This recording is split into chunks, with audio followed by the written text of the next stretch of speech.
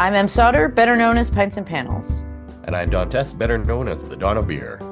Welcome to episode 48 of the All About Beer podcast. Every 2 weeks, we talk with leading experts and take a deep dive into one topic in beer. This week on the show, we have an extended interview with 10 Barrel brewers Tonya, Cornett, and Ian Larkin about their recent sweep of the German sour category at the 2024 World Beer Cup. Visit allaboutbeer.com and follow us on social media at allaboutbeer. And if you're feeling generous, please visit our Patreon page, patreon.com/allaboutbeer, to support this show and others. So Don, you and I were there when we were in the room when it happened. Front row. Front row, sitting next to the Wireman family. And Chris Williams starts announcing, and like you're paying attention, you're clapping for your friends. Sort of paying attention. Yeah, I'm probably taking notes on the beer I'm drinking. Yeah, I mean, Don's, you were taking photos, you were you were getting ready to like write some articles. I'm chatting with the like Wireman boyfriend about like their hotel and all the Cirque du Soleil they were gonna see, and like we were having a great time. Yeah. And then all of a sudden, 10 barrel. And when Chris Williams is like, wait for it, I was like, what? And the whole room stood on their feet. It was electric. I got emotional. Yeah. I don't know about you. Cool. It was really, really cool. So I'm really excited to sit down and talk with these two talented brewers about the German beer, the German sour category, what goes into brewing it, and how to make award-winning beers. So if you would like to help support the All About Beer podcast, reach out to podcast@allaboutbeer.com. Speaking of supporting the show, here's a word from our sponsors. Welcome to Estrella Galicia, where brewing excellence has been a family tradition since 1906. They're all about lager, rooted in German brewing heritage. Maintaining their commitment to tradition, they brew exclusively in their original brewery in La Coruña, Spain. Each beer boasts its own distinctive recipe. No shortcuts, no compromises. They shun high-gravity tricks and avoid additives, even in their alcohol-free beers, and stick firmly to traditional methods. Their passion for beer sets them apart as they embrace and celebrate the art of brewing. At Estrella Galicia, they love beer above all things. Experience the difference and learn more about it on Instagram at Estrella Galicia, USA. Ian Larkin has been in the craft beer industry for 17 years, 7 of those with 10 Barrel working on innovation brewing at the original 10 Barrel brew house. Before that, he worked for 10 years at Ben Brewing, 5 years as the assistant brewer under Tonya Cornett, and 5 years as its brewmaster. He loves his job brewing all the fun beers to keep a diverse lineup of beer on tap at 10 Barrel's 2 Bend, Oregon location. Tonya Cornett first discovered beer in the mid-1990s while living in Colorado. She started her first brewery job at H.C. Berger Brewing in Fort Collins after home brewing for a short time. She worked in packaging while simultaneously interning at Dimmer's Brewpub, where she acquired hands-on brewing experience. After a short stint at Oak and Barrel Brewing in her home state of Indiana, Tonya became brewmaster of Ben Brewing Company in 2002 and was charged of the brewing program there for 10 years, winning multiple awards and being the first woman to win title of World Beer Cup Small Brewpub Brewer of the Year. She's been working at 10 Barrel since 2012 as their senior innovation brewer. Welcome to the show, Ian and Tonya. Thanks for having us. Yeah, thanks. So, Tonya, I want to start with you because you were at World Beer Cup. And I was sitting next to Don. Don and I were right near there. We were in the front row. One of the rare actually. moments we tolerate each other. Yes, I know. We were pretending. Which is not accurate. I love Don. And when 10 Barrel swept the German sour category, it was electric, and you were on the stage and you were shouting and you looked so happy. I watched that video that New Beer School put out like a million times and then sent it to a lot of people because the joy that you were feeling was so wonderful. What was that like? Well, for a long time, Ian and I have shared a bucket list goal of running an entire category, and this year we had the opportunity to make a first attempt at that. So he's had 2 beers that have been consistently winning in this category, albeit not at the same time. And so he's been saying it's only a matter of time, Tonya, before they both hit. So let's really go for this. And so when his 2 beers were announced, I was elated for him, super excited that they finally hit in the same category at the same time. But it was really when German Sparkle Party hit that like I lost So it. the I moment they bet. announced, wait for it, I was like, oh my God, it's gonna Oh, freaking happen. I I just couldn't believe that we were able to make that happen. It's just been a goal for so long. I just got goosebumps. I know. I'm so proud of you both. No one's ever done that before, I right? think there wasn't Honestly, I a don't know that we gluten-free. believed that we could pull it off, but Yeah. we were willing to give it a shot. Yeah, and I think that's the big part. It's just having the balls to be able to say I'm going to go for this, and the fact that we did and it happened was just insane. Yeah, for those who don't know, you only get X amount of categories to enter into World Beer Cup. So how many beers can you enter in a competition at World Beer Cup? It depends on the year, and it depends on how many breweries are entering. So they only have a finite amount that they can judge, and so Mhm. it varies year per year. When we were with AB, we wouldn't get that many, especially for Great American Beer Fest. We would get the same amount as everyone else for World Beer Cup. How many did we get? 8? I think it was 8. Yeah. Yeah, Okay. I think it was 8. Three medals out of 8. I know breweries Yeah. that have entered year after year and come up short. So, Ian, how did you get the news? Were you watching? Were you there? Were you at home? How did you figure this out? Yeah, unfortunately, I didn't get to go this year, and it was kind of my own choosing. We are just swamped with work over here at the brewery, and I've gone enough times that I decided to stick around and do some work and let our assistant Jose go in my place. And of course, I was watching it, I was streaming it at home, and yeah, like I said, when they started announcing it and we hit on 2 of them, and then the announcer's like, well, wait for it. And I was like, I cannot believe this is happening right now. And especially on a year that Tonya was awarded the Russell Scherer Award as well. It really kind of punctuated that weekend for them. So I was super stoked that not only Tonya killing it there, but for our assistant to be there and experience it all. That actually was my next question, Tonya. I think it was just the day before that you were awarded the 2024 Russell Scherer Award for Innovation in Brewing. Um, Obviously, very proud moment for you there as well. Which is the which are you more proud of? Well, I think they're totally separate for me. Russell Scherer is like a lifetime achievement award for me. That's how I view it. It's like kind of finally coming into my own and finally being seen. Whereas this was a team win, and that means a lot to me just in a different way. Because you guys have been working together for Ian, you started at Bend Brewing, what year when Tonya was the brewmaster? Jeez, I don't remember. I mean, yeah, you guys have been, I mean, it many had to years. be 2014 or something. I don't Yeah. know. We've been working together for 15 plus years.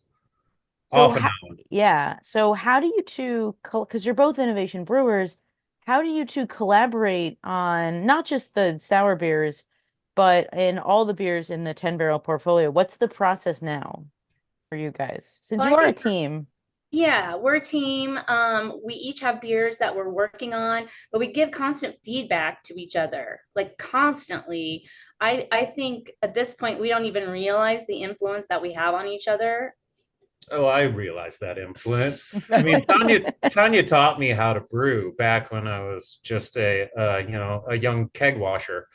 And I think the fact that we both brew in the same style, we can basically approach a beer in the same sort of way, and then from the raw materials go in completely different directions, or even at the raw materials point, and understand each other's idea and how to develop a beer in one direction or other. And she has a tendency to go in different directions than I do, and I have a tendency to go in different directions than she does. But it keeps things super diverse here in the innovation department over at 10 Barrel.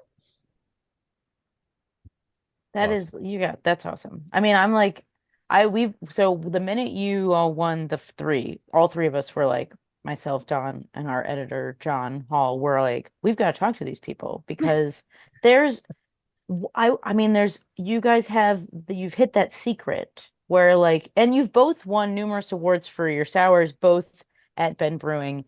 What was the sour that you won in Berlin? What was the Tanya, you that first documentary about you and you won the award? Wasn't that a sour beer? Or am I making that up? It wasn't yet. I think that was probably Outback X, which was an old ale that I used to do at Ben Brewing Company a lot. Ching Ching was Yeah, one but year. Ching Ching was the first one, and that actually won right as I transitioned to 10 barrel. So I had made the beer and Ian sent the beer basically because he took over for me. Oh, okay. So you guys have both won numerous awards for these sour beers and especially German sours. Like, do you have any, I know no secrets or whatever, but like what's Oh yeah, the no, share the secrets. Oh, you could share. Okay. All right. Sorry, Don. You know, what goes into brewing good sour German sour beer? Is it technique, ingredients? What do you guys do and what's the secret to your success?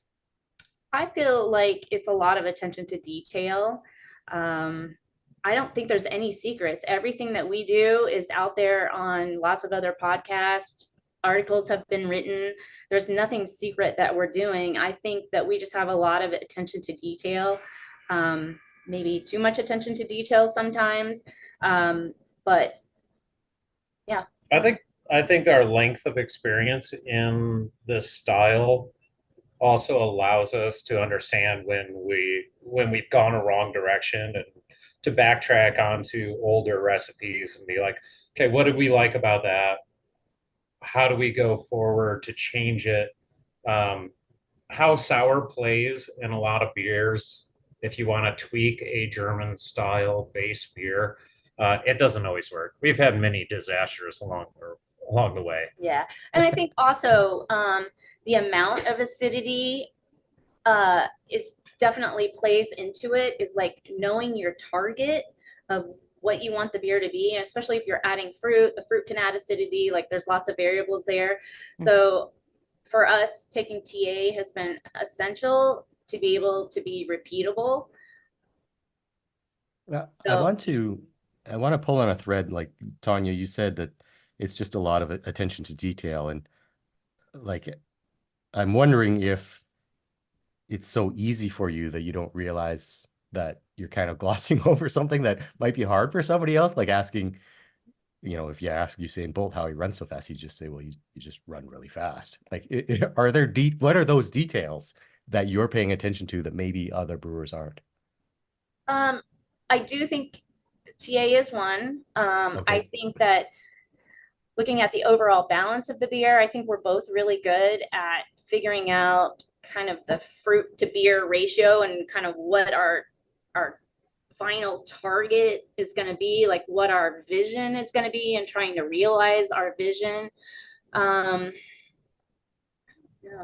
So, I mean, we use this German style sour like the Berliner and the Gose as a base beer for a lot of fruited sours, which is why Tanya keeps going back to fruit. But it is really important to build that. If you're going to use fruit, build your recipe around it. As far as like the base style goes,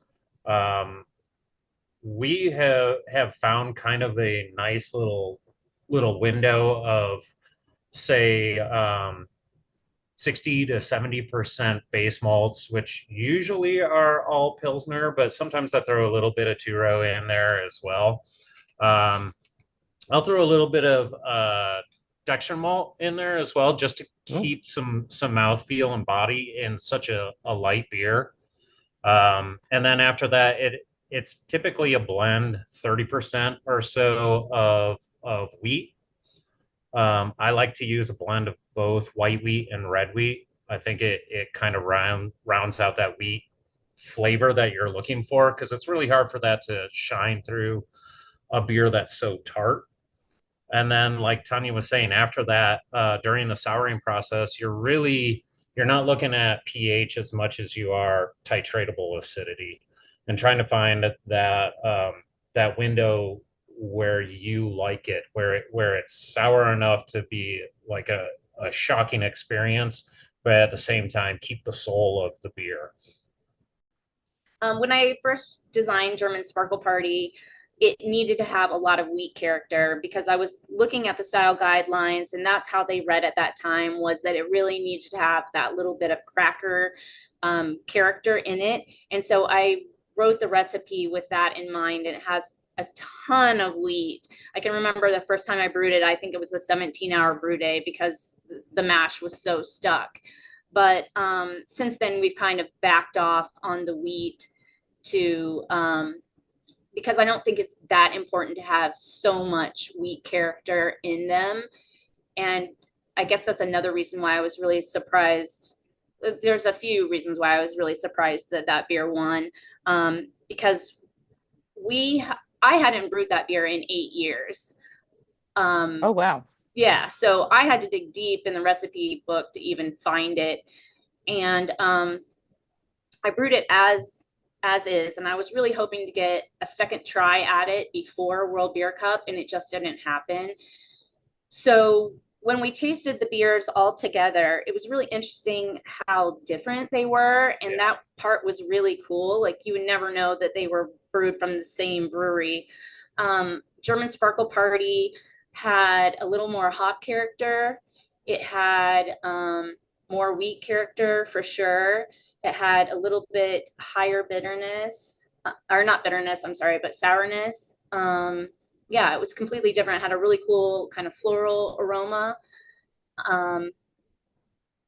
Yeah, and Riviera is my Gose, so obviously that was different than German Sparkle Party. It has that nice citrus coriander hit, just a tiny bit of salinity to kind of round the beer out. So it drank completely different. And then Bay Window's the Berliner that I've been doing for the longest amount of time and has won the most medals for me. And that one's really, really simple and very champagne-like. I use Kolsch yeast on it. It's bright. It doesn't show off the wheat quite as much. It's just a bright, sparkly beer. So across the spectrum of the wins, it was really interesting to see that the judges recognize the quality in so many different kind of flavor Variants. realms. Yeah.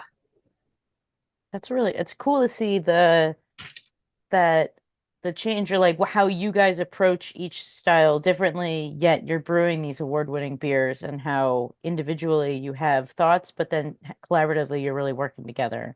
And I think that's very, very cool. So we are going to take a short break, but we will be right back with Tonya and Ian from 10 Barrel Brewing. Looking for a refreshing beer without alcohol? Discover Estrella Galicia 00. It's a 0% beer that's light, crisp, and full of character. Brewed with a unique interrupted fermentation process, this golden, brilliant beer offers floral and hoppy aromas, along with aromas reminiscent of pale malts.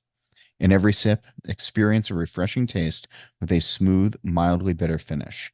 Brewed 100% in Galicia, Spain, Estrella Galicia 00 brings the same quality and tradition you expect from Estrella Galicia without the alcohol. Experience the difference and learn more about it on estrellagalicia.com. We are back. Thank you so much for joining us. Don, did you have a question you would like to ask?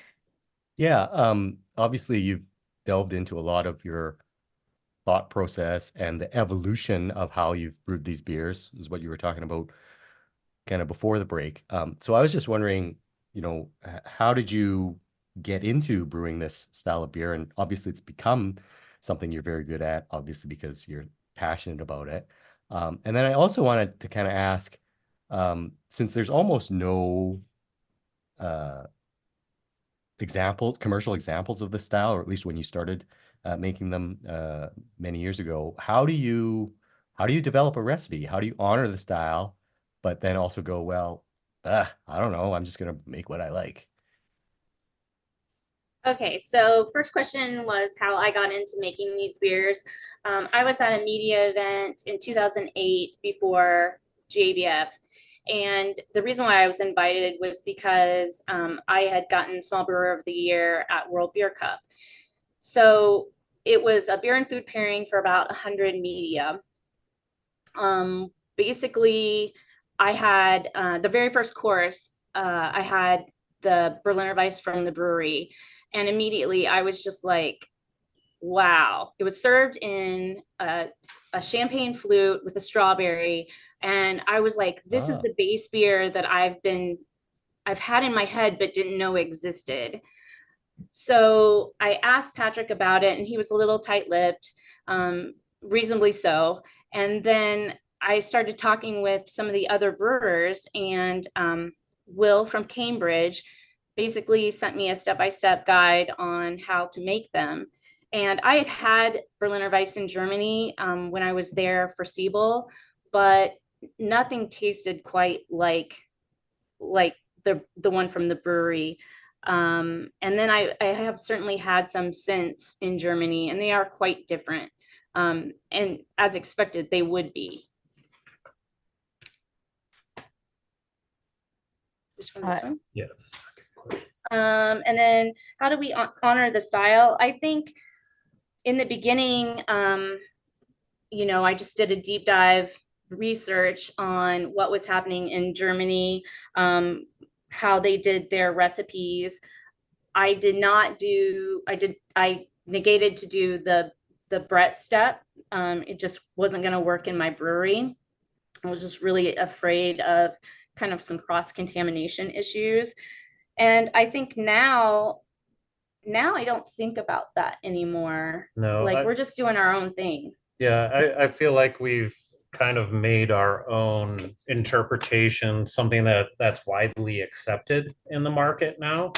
I don't think it's that the original style is lost in the things that we do, but if anything,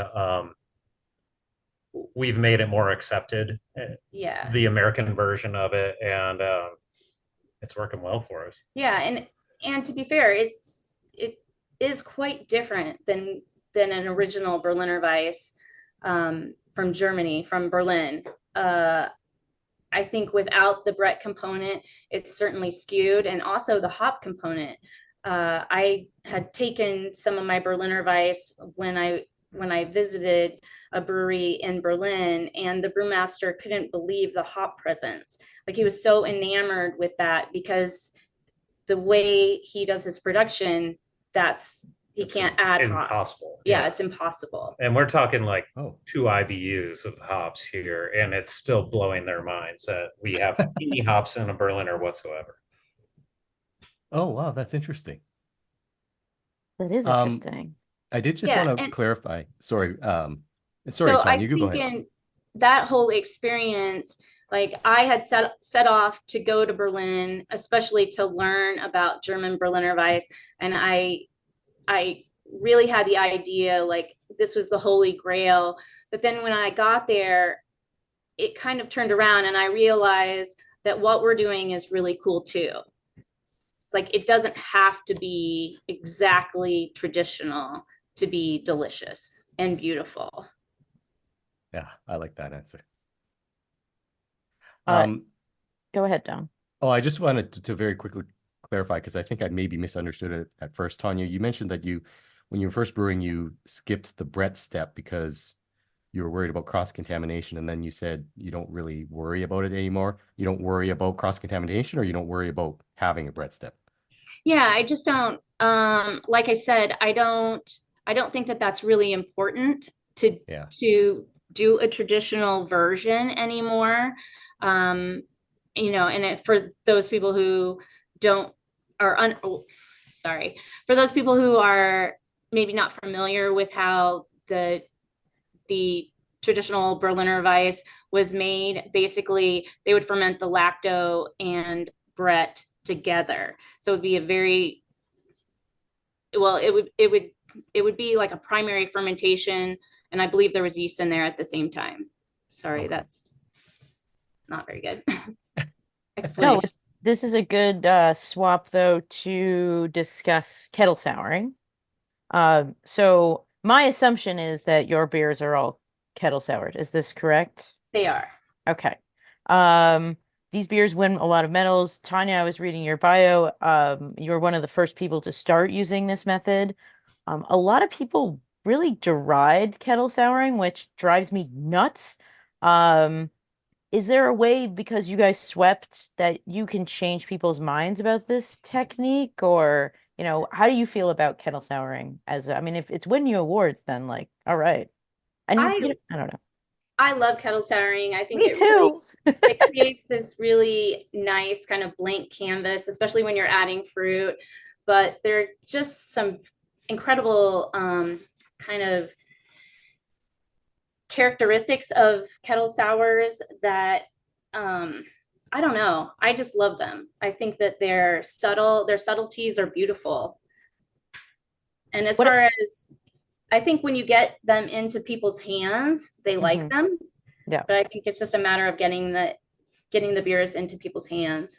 I think that stigma around kettle sours is it's fading as I well. do too. I think a lot of people have realized that you can make an incredible product, and it's a tool to work with to make these incredible products.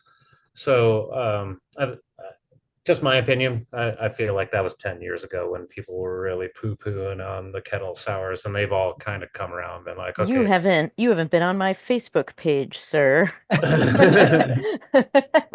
I think you Uh, should audio clip that yeah, I'm just gonna and put post it on it. your, yeah, exactly. I will. Maybe Basically, Ian Larkin says for you all to shut up. and Ian Larkin's going to stick with it because I really do think that anybody that actually creates a kettle sour sees the advantages of it, and what a great quality product you can make with a kettle sour. And sure, it is easier than doing a traditional method, but does that make it any less quality?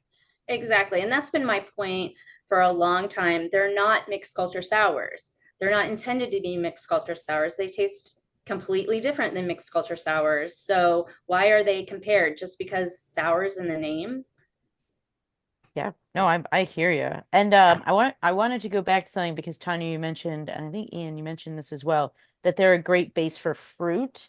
How are you both using fruit in these gozas and Berliner Weisses? Is it purees or other ingredient like fresh ingredients or extracts, or where are you adding them, or And how do you choose how which ones? yeah, and how are because I've had you do a ton of different fruited sours and they're excellent. So I was just curious about your fruit thoughts.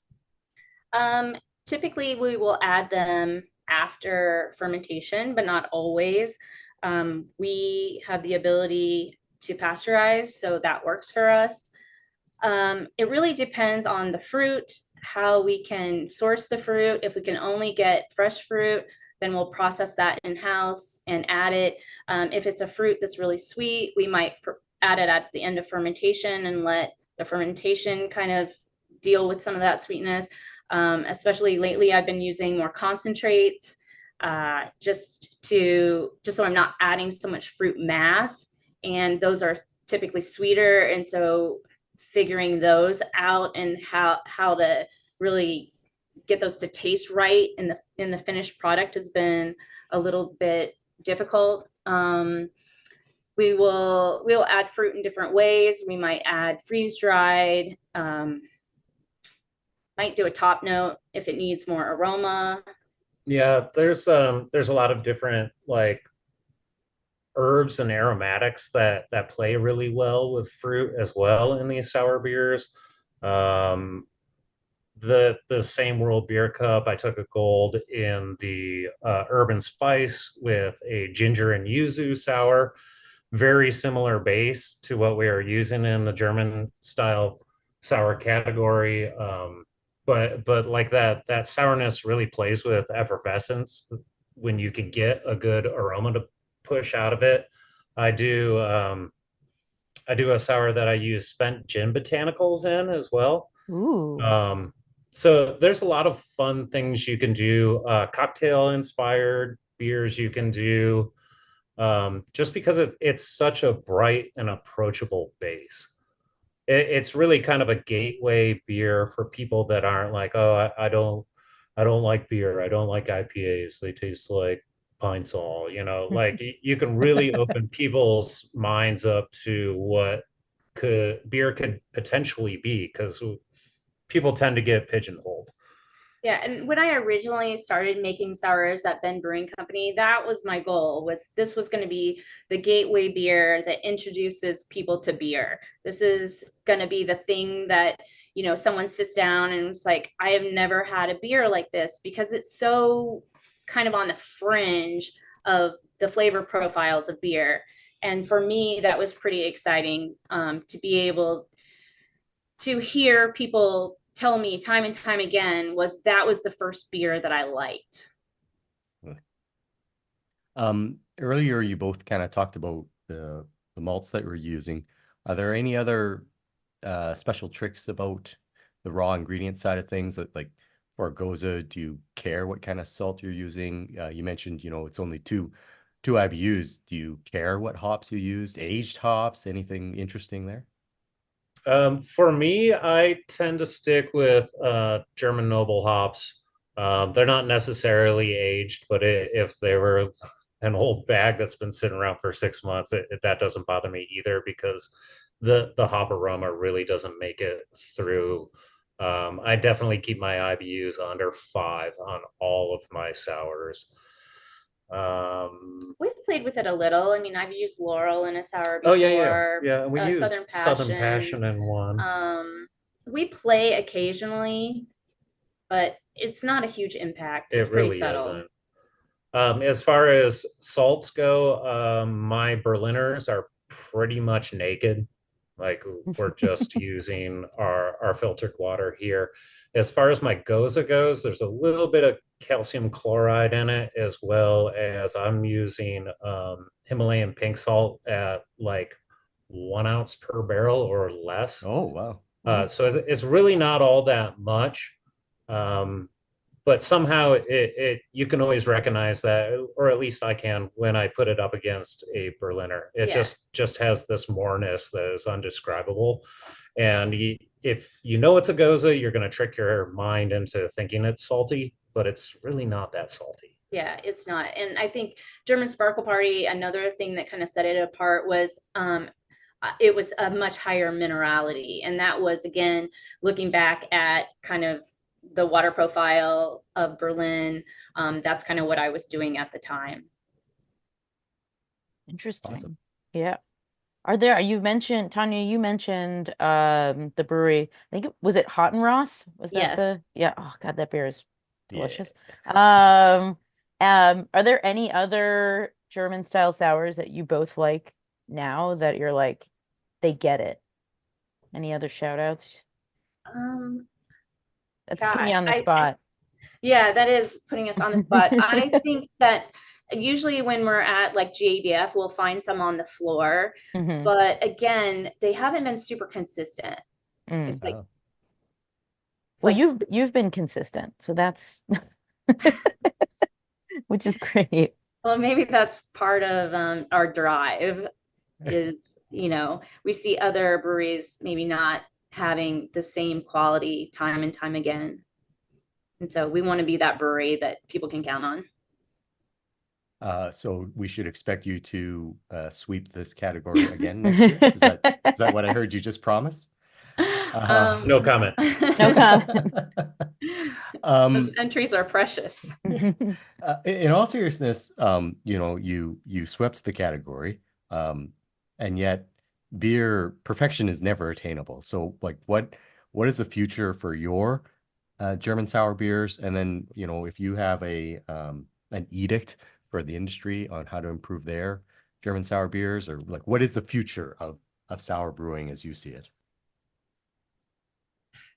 As of right now, as far as our production sours go, we're seeing a little bit, just like the entire craft industry, a little bit of a slump in it. I think that, like I was saying, we're going to look at making sour-based beers that are approachable to the masses with a little bit more excitement than singular fruit.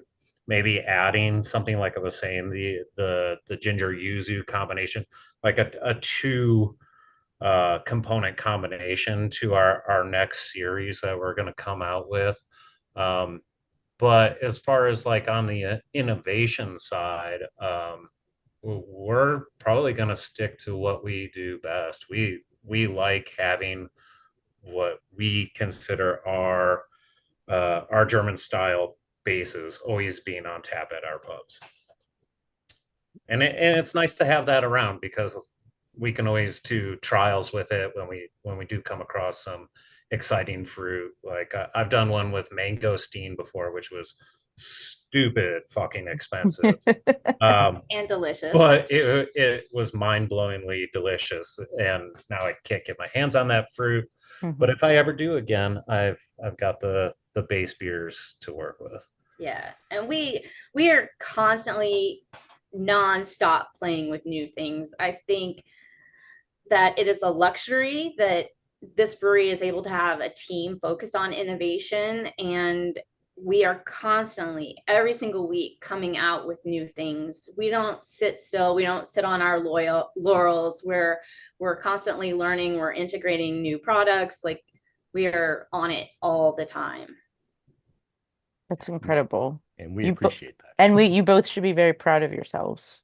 Thank you guys so much for coming on the program. Don and I really enjoyed this. And congratulations on the sweep again. That was incredible, and you should be very proud. So And I'm gonna pre-congratulate you on your sweep again next year because you probably I'll take it. But yeah, thank you guys so much. Thank you. Cheers. Yeah, cheers. So Don, what do you think? What do you think of what goes into brewing sour beer now? I think it was cool that they actually wanted to sweep. Like this was actually not an accident. I don't know any brewery that like, let's go for the sweep. You know, like Right. I didn't even think that was possible, to be honest. I didn't think it was possible either. And so the tenacity of them to do it and then to actually pull it off, like it's just amazing. It's actually really beautiful, and it's Yes. a testament to how good they are. Yes. This was not an accident. Not an accident. Not an accident at all. So like kudos to them. It's really cool. It was really, really cool. So Yeah.